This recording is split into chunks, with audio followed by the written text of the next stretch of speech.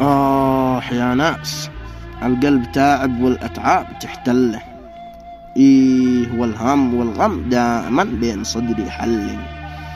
لو كان شخص غيري يمكن يضيع عقله، أما أنا مهما كان التعب دائم أريح عقلي، وواجه الهم لحالي وما أزيد الطين بله. صح يا ذاك الجرح يقتل لو ما نلقاه مبتلي، بس لو زاد التعب نقول يا رب عجل حله، والحل من بعد الهموم مضمونه بايح لي.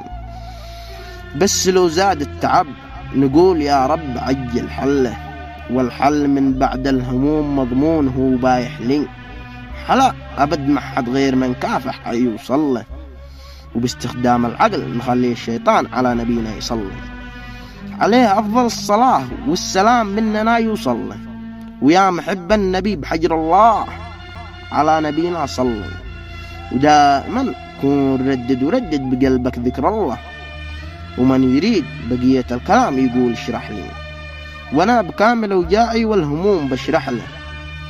ويا ناس غلطان من قال ان له تعب مثلي، انا ذي لدي تعب يعجز عن القلوب حمله. الشاهد الله ان القلب تاعب من كثر ما يحملني، لو هو انسان وانا القلب ذي فيه محمله. لله الحمد ما خلى وجاع القلب تشتت شملي، أما أنا لو كنت مكانه بقسى وشتت شمله. أنا ذي البعض دائما لا يشن حروبه حولي، وأنا الذي ما فكرت أبد أشن حروبي حوله، رغم أنه لا عند القوة والعند ما بايوصلي، وأنا لو نويت بلمح البصر بوصله.